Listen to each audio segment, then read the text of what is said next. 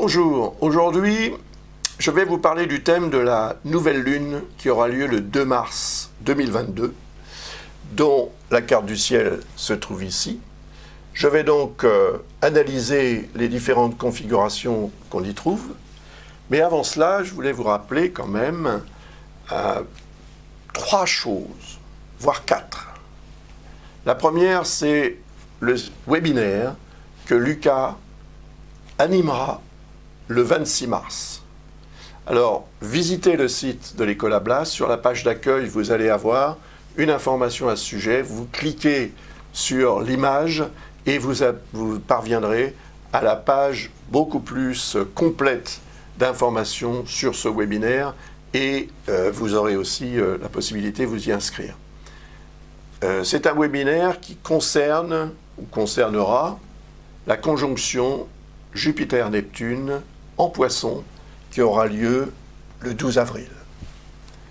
Autre chose, je vous rappelle que ce livre donne droit à 16 vidéos qui vous permettront, si vous souhaitez vous former en astrologie, en autodidacte, qui vous permettront un soutien pour comprendre ce qui est expliqué dans ce livre qui réunit les bases essentielles, à mon sens, de ce qu'il faut savoir, connaître en astrologie pour s'engager dans l'étude plus poussée de cette science. Donc, même chose, vous visitez le site de l'École Ablas et vous trouverez les informations nécessaires pour commander ce livre et recevoir en échange un fichier dans lequel vous trouverez 16 liens pour visionner les vidéos autant de fois que vous le voudrez sur ma chaîne YouTube.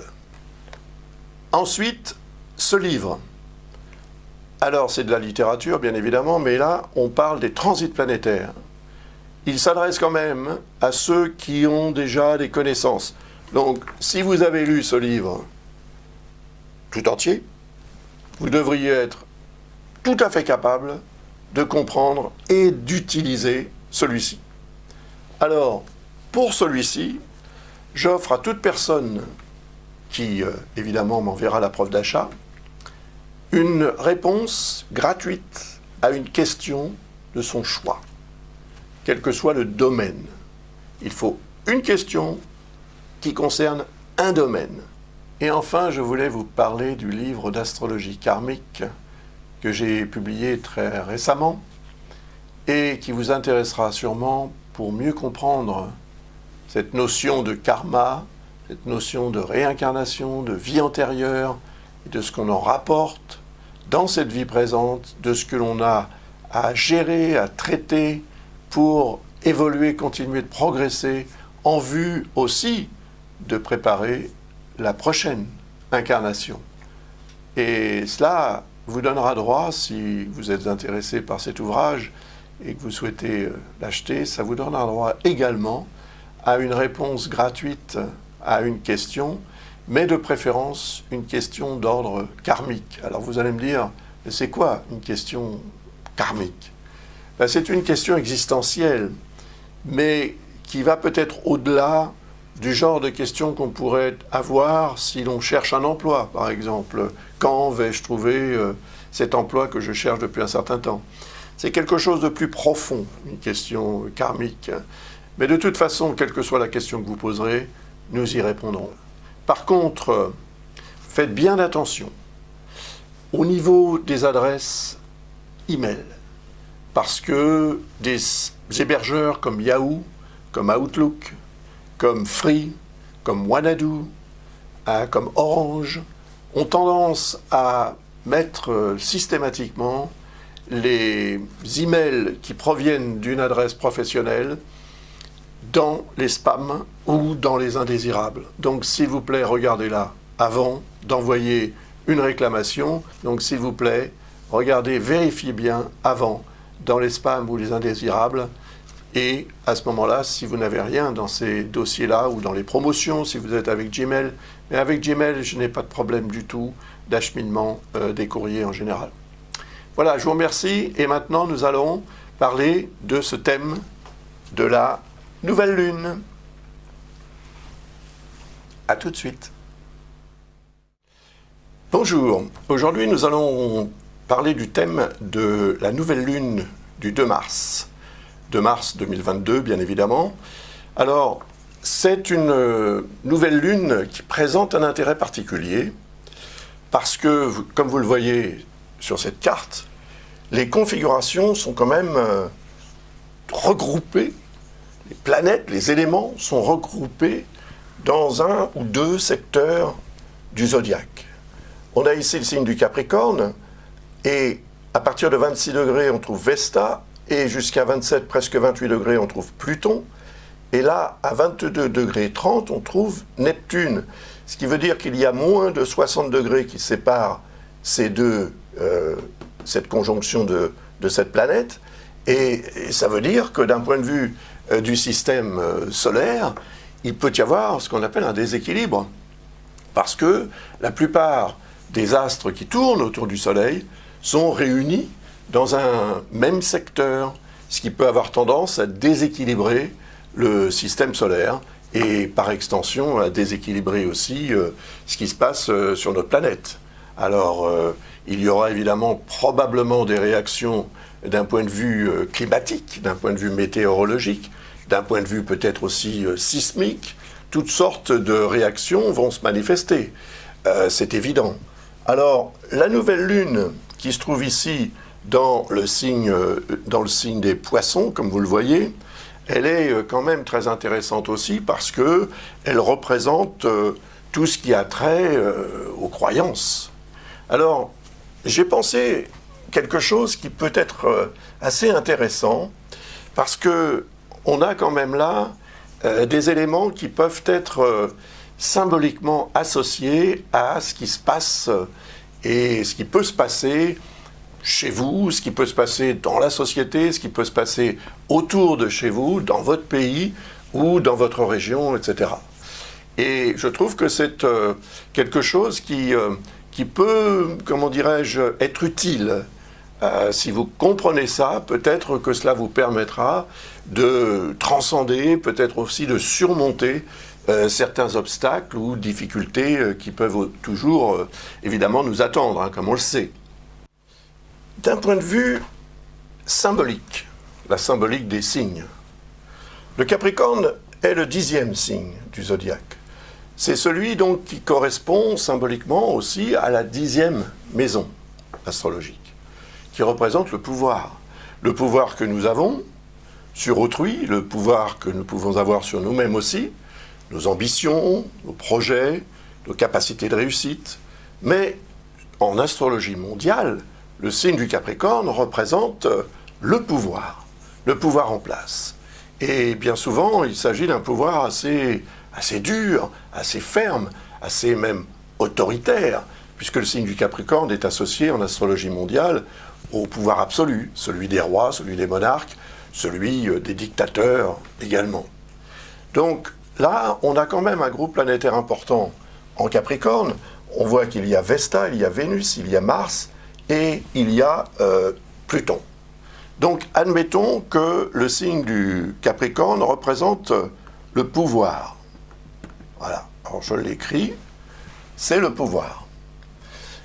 Ici, nous avons les planètes Jupiter, la Lune et le Soleil, qui ne sont pas des planètes, mais bon, ils sont là, conjointes évidemment, c'est la nouvelle Lune. Et comme vous pouvez le voir, ils sont dans le signe des Poissons. Et le signe des Poissons représente les croyances. Donc on a d'un côté le pouvoir et de l'autre les croyances. Alors les croyances, ce sont les croyances religieuses, ce sont toutes sortes de croyances. Vous croyez en vous, vous croyez en votre voisin, vous croyez en votre conjoint, vous croyez en un tas de choses ou en un tas de gens.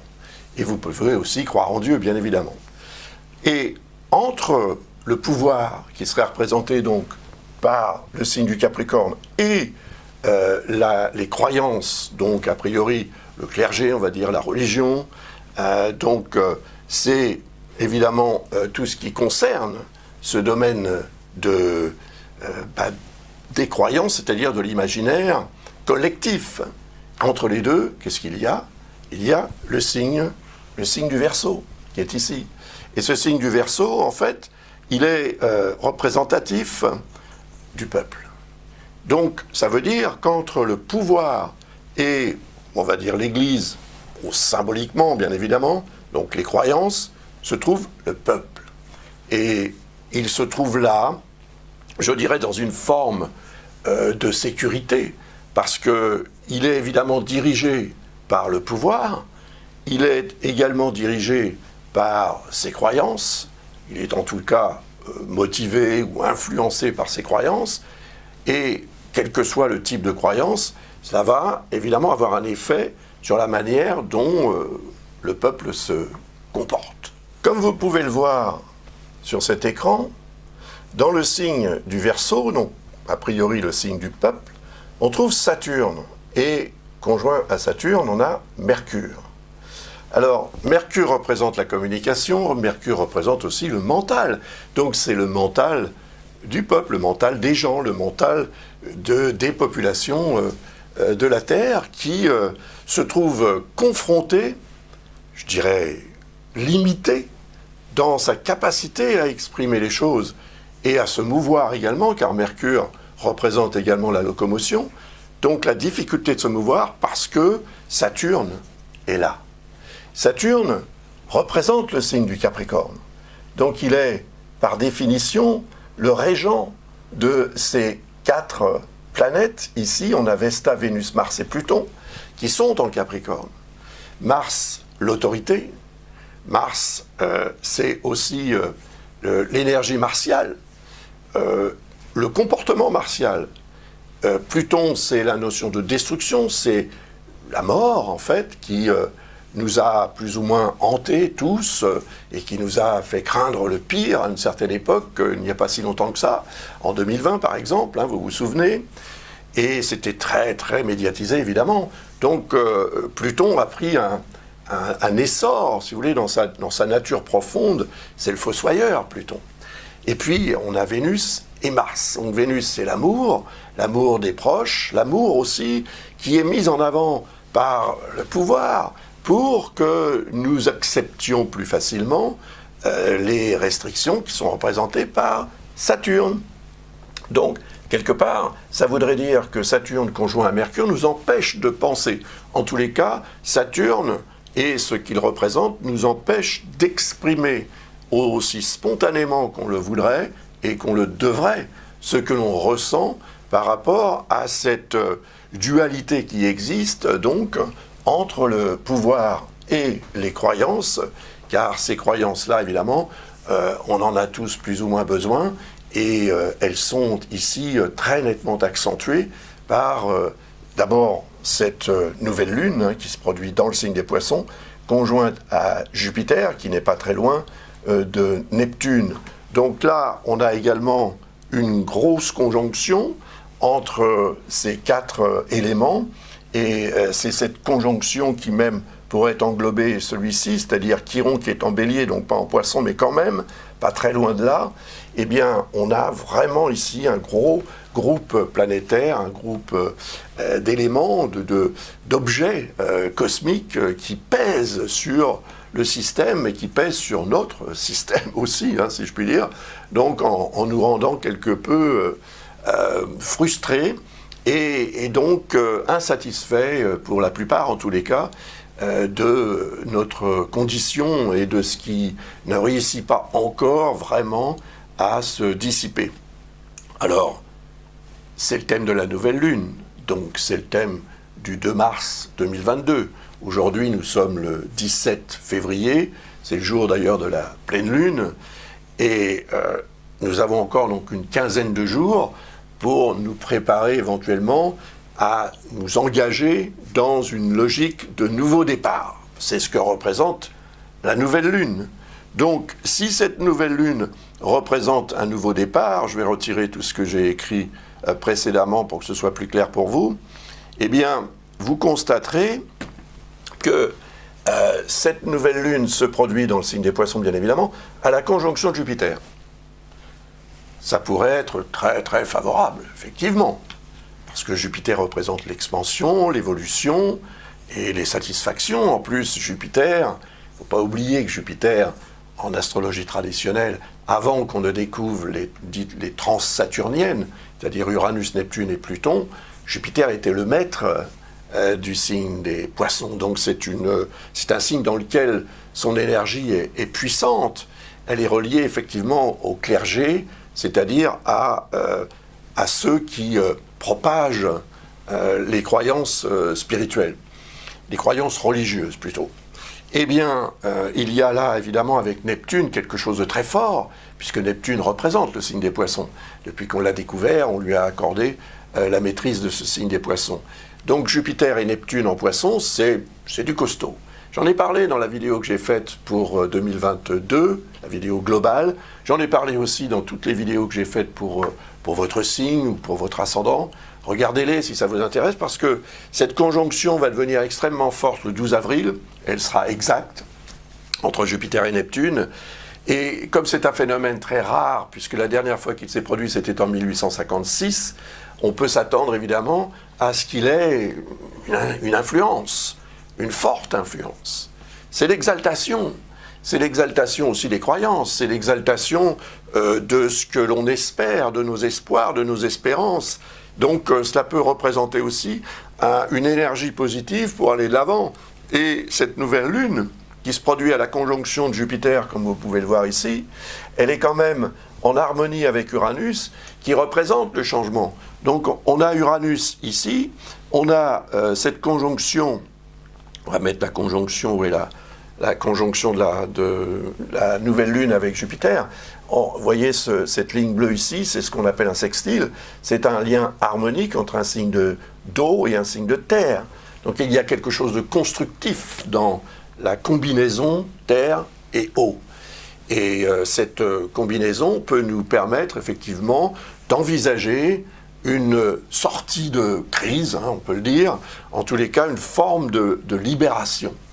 Mais il faut aussi que cette retrouvaille, ou ces retrouvailles avec la notion de liberté, soient mesurées, soient préparées. On ne peut pas faire n'importe quoi. Donc, même si ça ne se produit pas complètement au moment de la nouvelle lune, il y a de fortes chances, on ne peut pas parler de risque, c'est plutôt de la chance, que cela se concrétise beaucoup plus officiellement, on peut dire, puisque Jupiter représente aussi les autorités l'administratif, si vous voulez, donc ce qui revêt un caractère administratif, officiel, juridique ou légal, dans votre vie comme dans la vie peut-être de tout le monde, tout dépend évidemment de votre situation, de votre thème et tout un tas de choses, mais c'est représentatif de quelque chose qui peut nous être extrêmement utile pour envisager cette sortie de crise, vous voyez, avec ce lien qu'il y aura entre cette conjonction Jupiter, Soleil, Lune et Uranus. Sans oublier Neptune, parce que même, je vais retirer ce que j'ai dessiné, et même si Neptune, qui est ici, n'est pas exactement au sextile d'Uranus, si on tient compte du nombre de degrés requis pour accepter un sextile qui doit faire 60 degrés environ, un peu moins, un peu plus, mais pas énormément. Là, on a quand même quelque chose qui est de l'ordre d'environ 9 degrés d'orbe. Donc c'est beaucoup, mais il n'empêche que le signe des Poissons et le signe du Taureau sont des signes qui sont au sextile l'un de l'autre. Donc fondamentalement, ils sont complémentaires. Et c'est cette complémentarité qui peut exercer en fait aussi son pouvoir de libération. Et on a aussi là, ce que vous avez peut-être remarqué, le nœud lunaire nord. Vous voyez, ce nœud lunaire nord, il est ici, il est en harmonie avec Neptune. Lui, il n'y a pas à discuter, il est en harmonie avec Neptune. 25 et 22, ça nous fait un orbe d'un peu plus de 3 degrés. C'est tout à fait acceptable pour un sextile. C'est très fort parce que le nœud lunaire nord représente ce vers quoi nous devons tenter d'aller, ce vers quoi nous devons tendre dans la vie.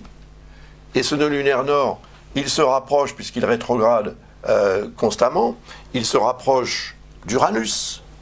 Uranus sera rejoint d'ailleurs par ce nœud lunaire nord à la fin du mois de juillet. Et à ce moment-là, et au début du mois d'août, Mars sera également en conjonction avec Uranus et le nœud lunaire nord. Ça, c'est puissant, bien évidemment. On en reparlera.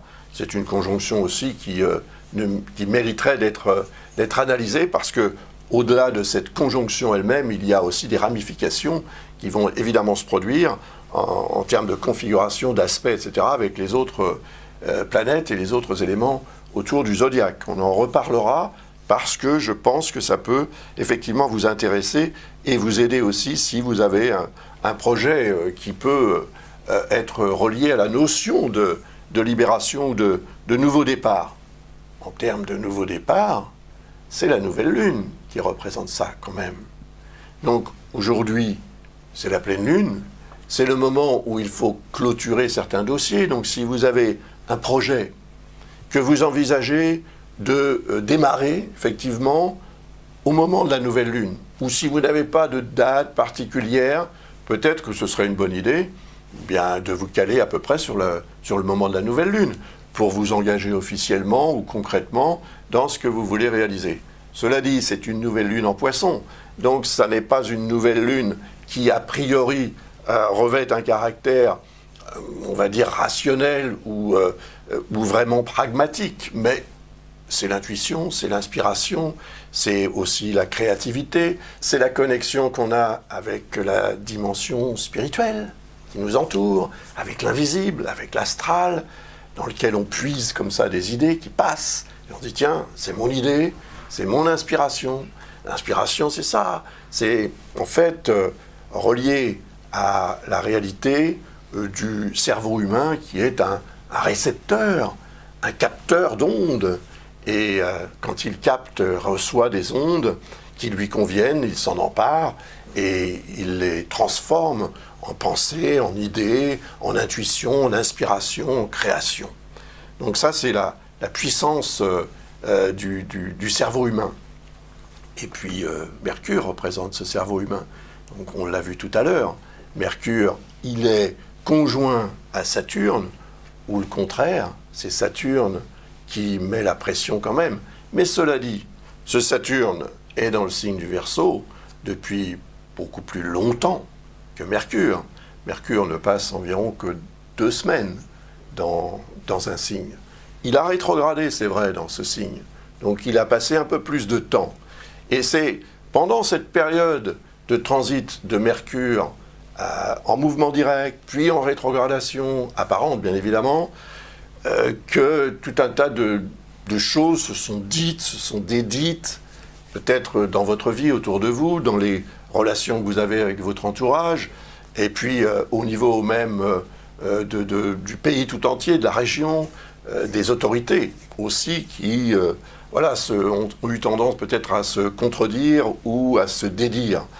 Le fait est que maintenant que Mercure s'approche de la position de Saturne, les langues vont se délier, parce que la langue, évidemment, elle est reliée au signe du Taureau, elle n'est pas reliée à Mercure directement, mais quand je parle de langue, je parle de le verbe, en fait.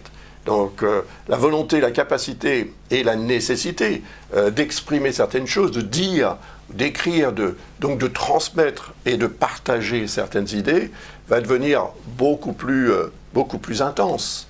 Parce que Saturne est là, en Verseau, il y a fait une incursion à partir de mars 2020, et puis il a rétrogradé, il est revenu en Verseau en décembre, à partir du 17 décembre 2020, et depuis il est en Verseau, il y sera jusqu'en mois de mars 2023. Tant qu'il est en Verseau, c'est vrai qu'il met la pression sur le peuple en fait, puisque si le peuple est représenté par Uranus, c'est un lapsus révélateur, parce que Uranus représente le signe du Verseau. Si effectivement le signe du Verseau représente le peuple, ce transit de Saturne dans ce signe met une forte pression et de plus en plus de responsabilités et de restrictions. C'est les blocages Saturne, c'est les obstacles qu'on doit surmonter, ce sont les difficultés, les épreuves. Il y a une notion de karma avec Saturne, donc nous vivons là une époque karmique, effectivement, au cours de laquelle il va falloir prendre aussi ses responsabilités et réfléchir également à ce qui va se passer après. Donc, si vous avez un projet que vous souhaitez réaliser ou initialiser lorsque la nouvelle lune se produira le 2 mars, eh bien, profitez-en parce que ce sera un moment, à mon avis, très intéressant. même s'il y a quand même du cafouillage à prévoir. Pourquoi? Tout simplement parce que vous voyez, Uranus, qui est ici en Taureau, est en dissonance avec la conjonction Mercure-Saturne. Il y a ce qu'on appelle une quadrature entre les deux. Et Mercure-Saturne en Verseau sont également en dissonance avec le nœud lunaire nord. Ce qui peut remettre en question la notion de libération. Si Uranus représente le signe du Verseau, il représente le peuple, puisque le signe du Verseau représente cela, comme on l'a vu tout à l'heure. Et si Uranus se trouve en Taureau, qui représente l'alimentaire, l'alimentation et l'alimentaire, c'est quoi l'alimentaire? C'est le travail. Le travail qu'on fait. Il y a eu des modifications énormes dans la façon de travailler à cause, évidemment, de cette pandémie. Et Uranus représente d'ailleurs le télétravail, puisque Uranus en astrologie représente aussi toutes les techniques de communication modernes, à savoir aussi l'informatique, Internet et tout ça. Les réseaux sociaux et compagnie, c'est représenté par Uranus. Et le signe du Taureau, lui, il est relié à Vénus. Donc il y a de l'affectif là-dedans, évidemment. Vénus, c'est la planète qui représente l'amour. C'est la déesse de l'amour, d'ailleurs. Et comme on le voit ici, elle est conjointe à Mars, elle est conjointe à Vesta, qui représente la notion d'harmonie dont on a besoin. Mars représente l'énergie avec laquelle on va peut-être devoir se battre pour exprimer nos sentiments et pour les faire également apprécier. C'est la passion qui est représentée quand même par cette conjonction Vénus-Mars. Et puis il y a Pluton à côté, qui peut indiquer aussi un risque de casse, un risque de destruction, peut-être même une nécessité de détruire. Détruire pour reconstruire. Parce que vous voyez que cette conjonction entre Vénus, Mars, Pluton et Vesta est en harmonie avec le nœud lunaire nord. Et elle est plus ou moins aussi en harmonie avec Uranus. Évidemment, l'aspect n'est pas tracé parce que l'orbe est beaucoup trop large. Il y a une quinzaine de degrés, c'est beaucoup quand même. Mais il faut reconnaître encore une fois que le signe du Taureau est un signe de terre, le signe du Capricorne est un signe de terre, et les signes de même élément sont tout naturellement compatibles et complémentaires. Donc ça veut dire aussi que cette énergie représentée par cette quadruple conjonction qui est très puissante et qui représente dans le signe du Capricorne le pouvoir et l'autorité de ce même pouvoir, il peut y avoir aussi des moments où, d'abord, cette autorité peut avoir raison, mais également des moments où cette autorité peut relâcher la pression, si je puis dire, parce que les choses s'améliorent. Et on a ici, vous voyez, je remets Neptune en surbrillance parce qu'il y a un lien, un sextile avec cette conjonction. Donc elle est assez intéressante parce qu'elle représente aussi le pouvoir de la spiritualité, c'est-à-dire le pouvoir moral, le pouvoir de l'âme sur les éléments beaucoup plus concrets et rationnels qui peuvent se produire. Imaginons par exemple une catastrophe naturelle. Dans le signe du Capricorne, signe de terre, c'est une catastrophe particulièrement concrète. Elle n'est pas du tout de l'ordre de l'imaginaire. Et grâce à Neptune, qui est en harmonie avec cette conjonction Capricorne, si catastrophe naturelle il doit y avoir, l'énergie neptunienne, qui est l'énergie spirituelle par excellence, va permettre de la gestion de la situation et peut-être aussi une forme, si vous voulez, d'approche beaucoup plus sensible et beaucoup plus intelligente de la situation spontanément parce qu'il va se produire une connexion avec cette dimension spirituelle. Mais en dehors du fait qu'il puisse y avoir effectivement une catastrophe naturelle, on n'est jamais à l'abri de ce genre de choses, il y a aussi les liens bénéfiques avec les nœuds lunaires. Donc on a ici le nœud lunaire sud et en face évidemment le nœud lunaire nord. Et comme vous le voyez, ils sont en harmonie avec cette conjonction et tous les deux. Donc le nœud sud représente ce qu'il conviendrait d'abandonner, de lâcher. Oui, pour alléger un peu le fardeau, pour alléger aussi le véhicule existentiel, pour l'amener où on veut aller. Car là où on doit aller, ce serait plutôt représenté par le nœud lunaire nord que par le nœud lunaire sud. Le nœud lunaire sud peut représenter d'où on vient, et le nœud lunaire nord où on va, où on a l'ambition d'aller. Et vous voyez que ce nœud lunaire nord, il est là dans le signe du Taureau. Il n'est pas très loin d'Uranus dont il se rapproche jour après jour. Et il est donc symbolique aussi de cette volonté de libération qui nous attend impatiemment et qui aura bien lieu. Et je pense que lorsque la conjonction deviendra de plus en plus forte, de plus en plus étroite, parce que les nœuds lunaires rétrogradent continuellement, donc le fait qu'il rétrograde vers la position d'Uranus, qui lui avance au contraire vers la position du nœud nord, ils vont à un moment donné se rencontrer, ou tout au moins ce rapprochement va amplifier le potentiel de réalisation de cette libération. Donc, on revient sur le fait que si vous avez des projets, un projet en particulier, si vous voulez vous lancer dans quelque chose et que vous envisagez de le faire aux alentours de cette nouvelle lune au début du mois de mars, eh bien, il faudra tenir compte de ce que je viens de vous expliquer pour faire en sorte que ce que vous allez faire soit source de changement positif. Car ce changement positif, toujours par rapport à Neptune, il est représenté quand même par Uranus, quoi qu'on dise. Parce que si Neptune est en harmonie avec le nœud lunaire nord, il est aussi un petit peu en harmonie avec Uranus, comme on l'a vu tout à l'heure. Et Uranus représente ce changement, Uranus représente cette libération. Donc que voulez-vous changer? Que voulez-vous libérer?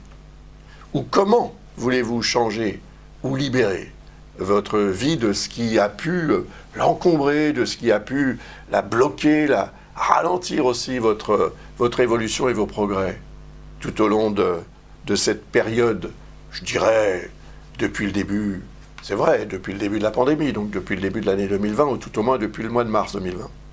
Eh bien, il faut prendre à la fois son mal en patience, la patience est représentée par Saturne, Mercure représente par sa conjonction à la longitude de Saturne la capacité d'exprimer des choses qui seront en rapport avec Saturne, qui représente ces fameuses restrictions qui viennent de l'autorité, du pouvoir, qui est là représenté par le signe du Capricorne. Donc ces astres en Capricorne qui sont reliés à Saturne, eh bien il va bien falloir à un moment donné qu'ils s'expriment, c'est-à-dire qu'ils expliquent le pourquoi du comment clairement et réellement, plutôt que de façon plus ou moins ambiguë ou plus ou moins claire. La lune noire, en parlant de clarté, agit beaucoup sur ce plan-là. Et cette lune noire, je vais retirer ce que j'ai fait précédemment, cette lune noire qui est ici en Gémeaux, elle est en dissonance avec Neptune. Vous voyez? Alors ça, c'est un petit peu embêtant. Parce que, en fait, dans le cas d'une dissonance, Neptune représente la tendance qu'on peut avoir à prendre sa vessie pour une lanterne. Et qu'est-ce qui arrive dans ces cas-là? Comme disait Pierre Dac, on se brûle.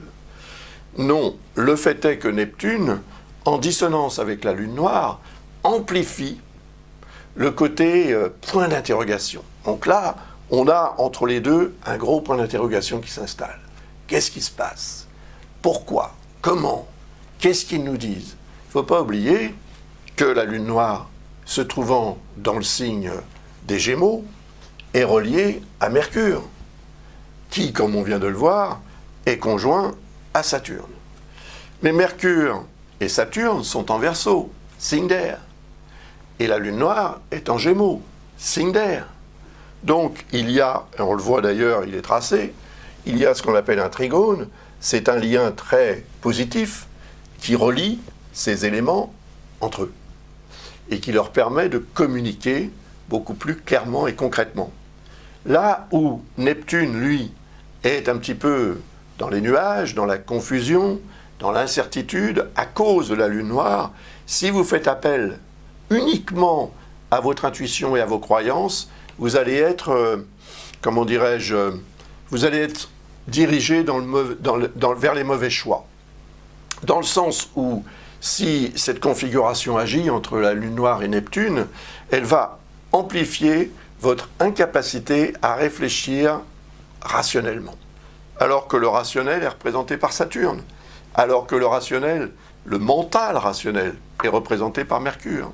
Donc le lien entre Mercure et Saturne est à la fois quelque chose qui pèse, comme on l'a vu tout à l'heure, sur la population tout entière en termes de liberté de mouvement qu'on n'a pas, qu'on a beaucoup moins, si tant est qu'on puisse l'avoir, que certains puissent l'avoir.